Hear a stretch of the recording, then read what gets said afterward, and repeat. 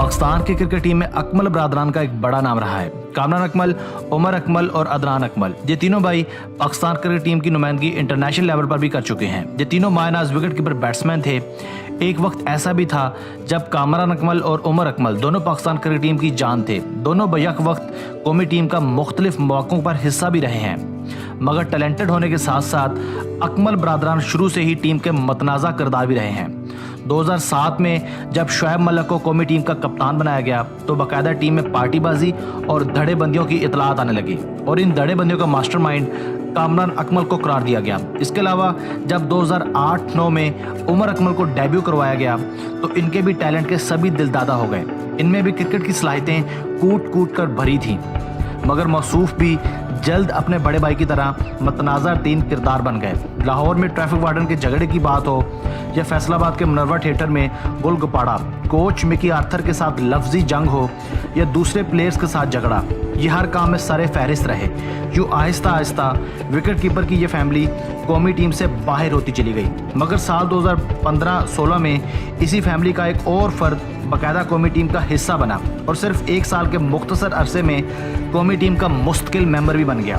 मेरे ख्याल से आप अब तक समझ चुके होंगे इस मायानाज मिडल ऑर्डर बैट्समैन का नाम बाबर आजम है। ये कामरान अकमल, उमर अकमल और अदनान अकमल के कज़न हैं। ये इस वक्त पाकिस्तान के तीनों फॉर्मेट्स का भी हिस्सा हैं और पाकिस्तान की ओडीआई क्रिकेट टीम के वाइस कैप्टन भी हैं और पाकिस्तानी स्क्वाड के मुस्तकिल मेंबर भी बन चुके हैं। व्यूअर्स, बाबर आजम 15 अक्टूबर 1994 को जिंदा दिलाने शहर लाहौर में पैदा हुए। इनका बचपन अंदरूने लाहौर की गलियों और मोहल्लों में टेप बाल से क्रिकेट खेलते हुए गुजरा।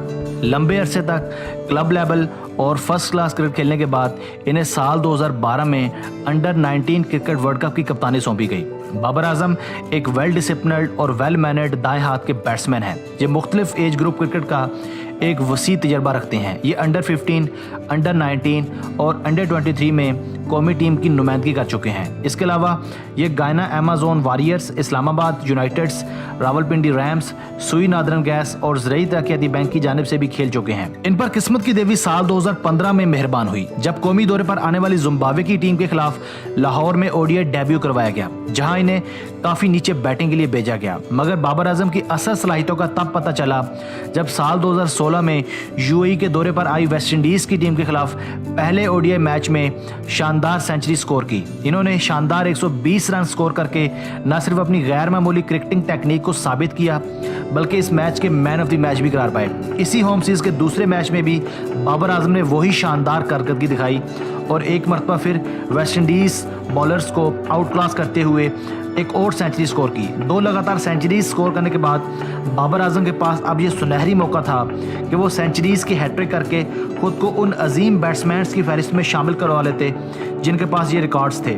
और जब तीसरे ओडीआई में भी बाबर आजम ने 106 बॉल्स पर 117 रन स्कोर किए तो ये पाकिस्तान के तीसरे ऐसे बैट्समैन बन गए जिन्होंने सेंचुरीज की हैट्रिक की।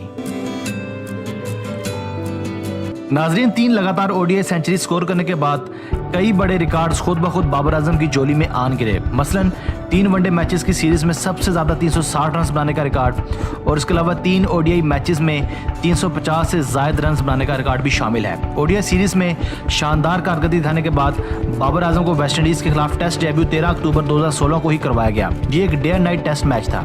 इन्होंने जब अपने पहले ही टेस्ट की पहली इनिंग में 69 रन स्कोर किए तो इसी के साथ Babar Azam day and night test के डेब्यू मैच में भी 50 स्कोर करने वाले पहले बैट्समैन भी बन गए।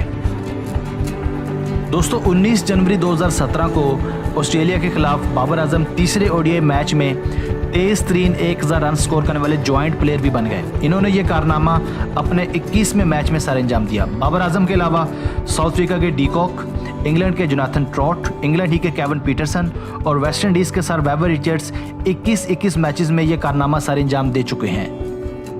ऑस्ट्रेलिया के खिलाफ बदतरीन शिकस्त के बाद जब अजहर अली को ओडीआई कैप्टनसी से फारिग करके सरफराज अहमद को ओडीआई कैप्टन बनाया गया तो बाबर आजम को इनकी हालिया शानदार कारकर्दगियों को मद्देनजर रखते हुए पाकिस्तान की ओडीआई क्रिकेट टीम का वाइस कैप्टन बना दिया गया। हालांकि इस वक्त टीम में प्रोफेसर मोहम्मद हफीज़, शुएब मलिक और असद शफीक जैसे प्लेयर्स भी टीम में मौजूद थे, मगर पीसीबी ने इन्हीं की सलाहियतों पर ही एतमाद का इजहार किया।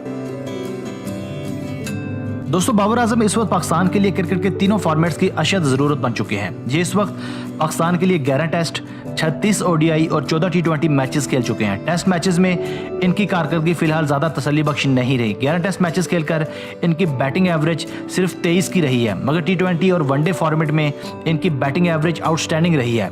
ये 36 ओडीआई खेलकर 1758 रन 58 की एवरेज के साथ बना चुके हैं, जिसमें 7 सेंचुरीज और 7 50s भी शामिल हैं। इनका हाईएस्ट स्कोर 125 है। ये इस वक्त 56 नंबर की शर्ट जेबतन करते हैं।